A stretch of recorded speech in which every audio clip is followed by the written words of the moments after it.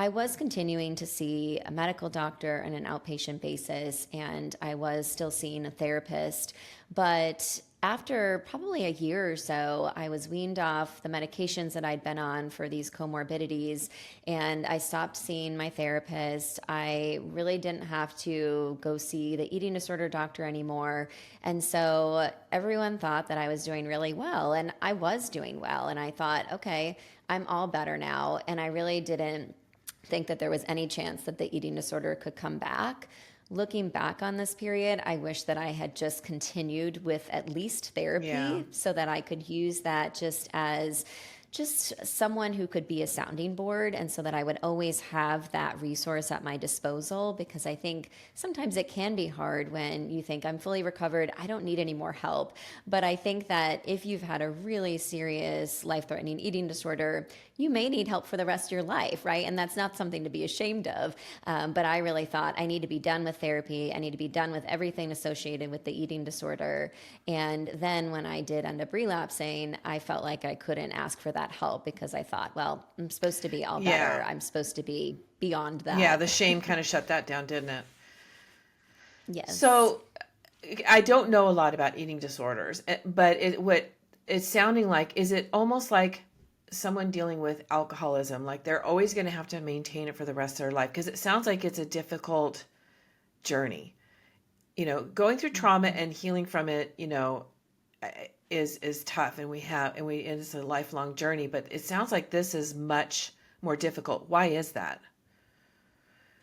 So, I mean, for one, I think it's really difficult because we can't abstain from food, Right. right? I mean, the alternative is we die. And so, food is so, of course, inherent to our survival, and it is so just integral to our day to day lives. And so, we are constantly faced with the choice of, do we eat? Do we not eat? Mm, How much do we eat? What do we eat? And so, it's not the same as alcoholism. And I'm not trying to limit or belittle how difficult recovery is from right. alcoholism or addiction. It's incredibly difficult, but you don't need alcohol or drugs to survive. So it's a little bit different in that Right. sense. And so I think when it comes to eating disorder recovery, that's really challenging. And we also know that there is a genetic component to eating disorders.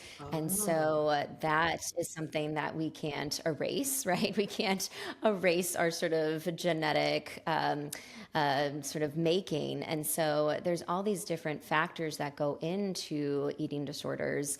And also, when you consider just the society that we live in, it is so steeped in diet culture Hmm. and fat phobia. And so it's really difficult to recover into our society, just knowing how much emphasis there is on the way we look and the way we carry ourselves and the food that we eat. And we're constantly being bombarded with all this messaging around food and weight.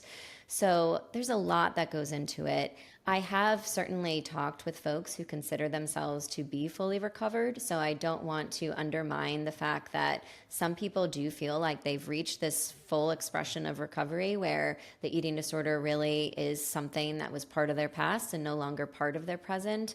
But I think that for too long, we've really dismissed this middle place and all of the people in it. And I think that many times clinicians that I've talked to have said, well, it's limiting to say that you're in recovery, because then it suggests that full recovery is not possible. And I'm not trying to suggest it's not possible, but I also think that we really need to acknowledge the fact that many people do struggle with their eating disorders in a chronic way, and others struggle with aspects of their disorder. So someone like me may be far better than they ever imagined, but they still struggle Hmm. sometimes. And so I think that based on the interviews I've done, just this ongoing nature of recovery and the need to work at it day by day is something that many people kind of have to face.